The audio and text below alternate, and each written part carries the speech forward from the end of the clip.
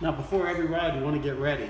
Always start doing my bike with some gloves because I've got computer hands, not a bunch of bike grease, not some greasy, I don't want all that black grease all over. So a little bit just typical gloves, vinyl, whichever way you want to get them. If you come to a drugstore, it's a good thing to have around, cleaning bathroom stuff. Anyways, good to have. So here we go. We're going to start with checking air pressure. It's always number one. Unscrew the cap.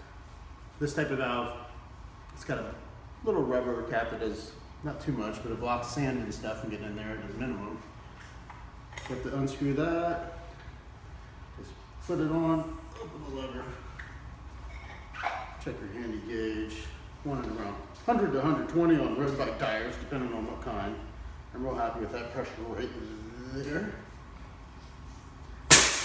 Makes a little pop sound where it lets out a little bit of air. I'm gonna move on to the rigger.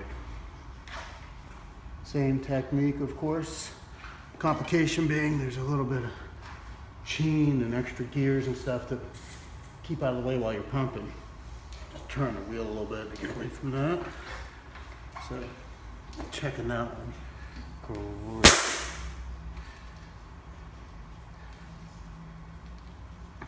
Go. Now looking at the bike from a perspective of lights, we'll make sure you got headlight, got ourselves tail light, got ourselves a little computer here, and at least the minimum how fast you're going miles per hour in real time while you're riding. Next thing, get an old rag, and you want to inspect all the major working parts of the bike. Axles are cleaned and no ball bearings or anything are coming apart, just that it's functional, right? Check the front and the rear. The rear, got this big derailleur, cassette of gears. It's just dust it off a little bit. Be very careful around it, of course. You don't want to dislodge any kind of settings accidentally if your bike is nicely tuned. Just clean that up. You can see what's going on. Any kind of dust on the frame, of course, some gets down here on this bottom port. Clean it all up. Just because you don't want a bunch of grease getting all over you, and you want to inspect the bike. The inspection is the most important part. Safe riding. Nobody wants to end up in the hospital or even scratched up. So, best bet, check it all for safety. So, it's in good shape. I got a little bit of lube here I can use. Some kind of, this one with the black bottle is a little bit more, I don't know, I don't really like it as much on the chain. I use it for moving parts like pedals and stuff. This one's really good for the chain. My rag is still pretty filthy. My hands are covered in these gloves. So it's a good time to do any kind of oiling like that because it's going to be the messiest part. I save it for last. There we go. It's nicely greased.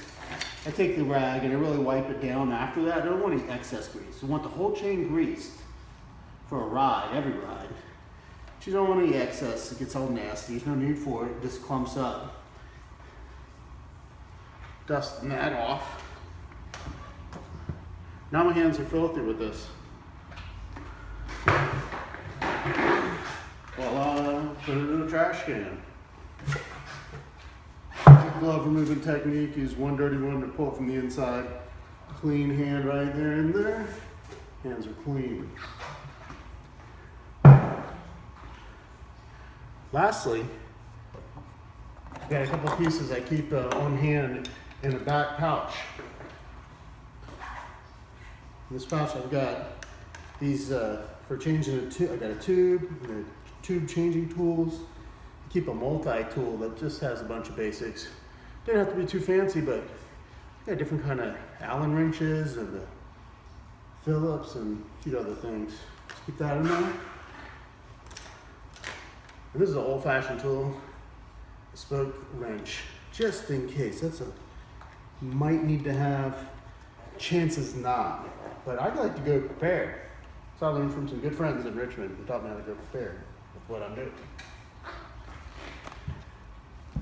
There we go.